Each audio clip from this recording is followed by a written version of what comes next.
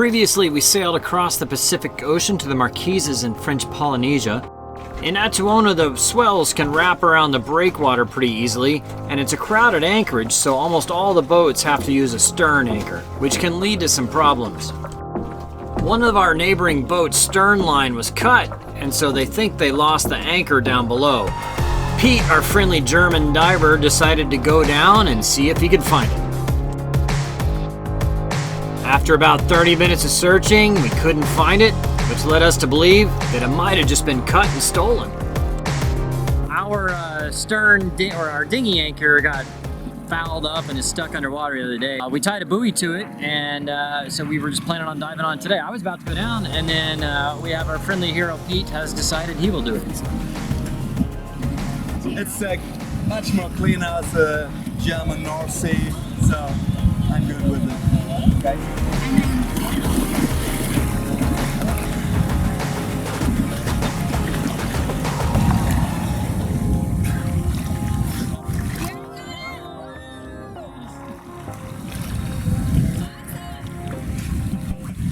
It is our last day here on Hiva-oa in the Marquesas. We've been here a week. We still haven't actually checked in. We haven't been able to. Tried to, but it was Easter holiday weekend and everything was closed for about 5 days. Saturday, Sunday, Monday, and Tuesday off for Easter. Yeah, so everybody took Friday, Saturday. Yeah, they took like 5 days off of the 7 days we've been here.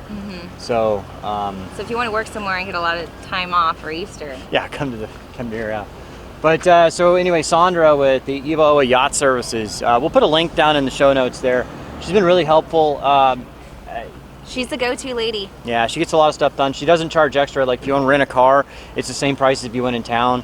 Laundry, you can do all that stuff. She's always happy. Yeah. She's always giving you a ride. Giving you a ride. And she has like the best internet in town. It's $5 a day, whereas like if you buy the little hotspot cards, it's $5 an hour, and they still suck. And then you get to hang out at a really cool spot.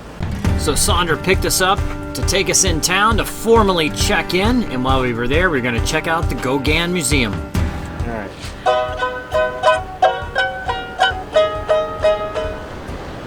I'm not that good of a player. There we go. Played the wrong one. We bought this little ukulele from Sandra's like husband and daughter. They made it. It's coconut, ironwood, and fishing string, and there you go. So pretty cool.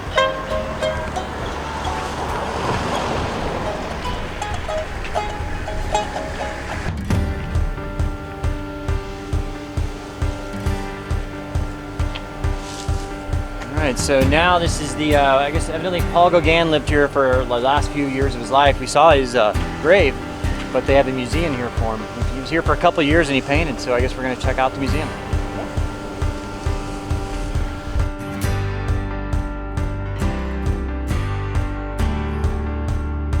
The Gauguin Museum was actually very impressive and had recreations of almost all of his work.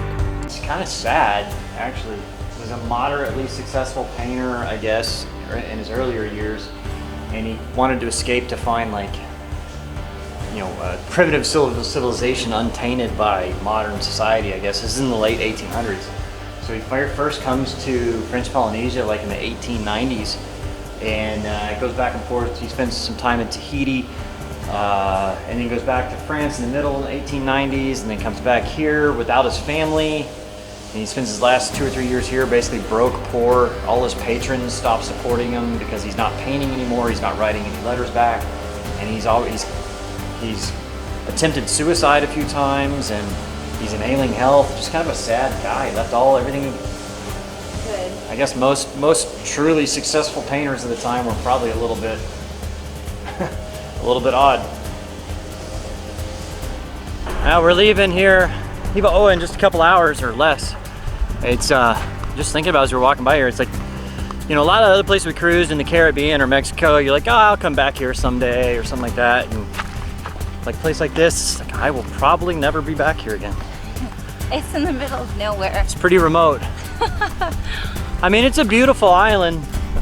There's not much to do. $1 million views. $1 million views. There's a monkey in the tree picking fruit, and we're trying to get it on video. You can see her way in there.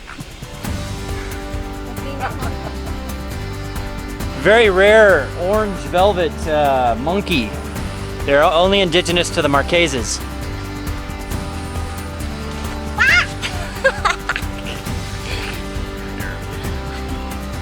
We were finally formally checked in, so it was time to take down the quarantine flag.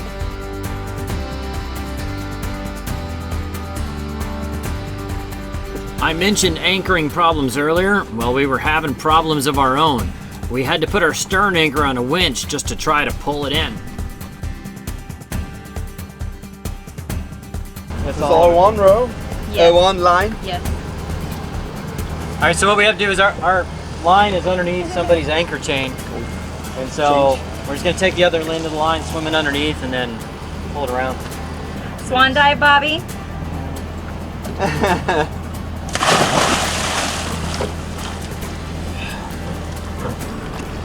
Too many air on the rope.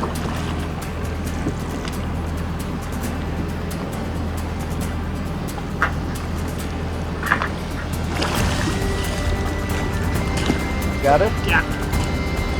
Pull it and that's what you're waiting for. The boys are working smarter, not harder. Yeah. Oh, Jesus. Oh, mud again. I'm not happy about that.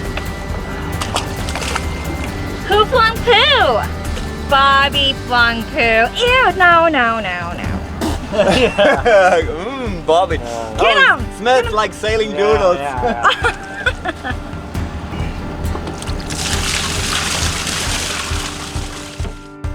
So with our anchoring issues finally resolved, it was time to head away from Atsuono.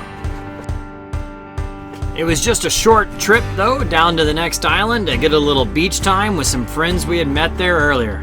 With only 6 miles to run, we just decided to fly the head sail.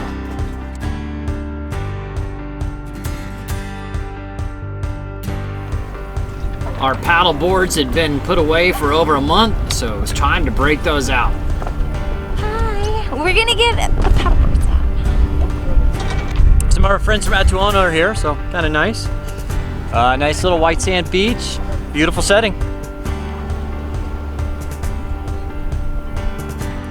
Our friends had a puppy dog that made us only miss ours more, although a dog that size can stay on the boat, whereas our dogs would have been pretty unhappy with that.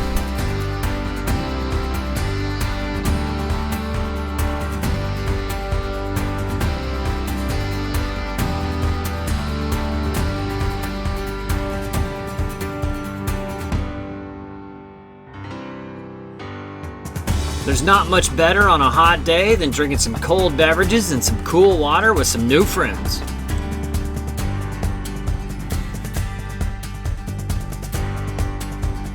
Sadly, we had to say goodbye though, as we wanted to set sail before sunset to head to the Tuamotu Islands.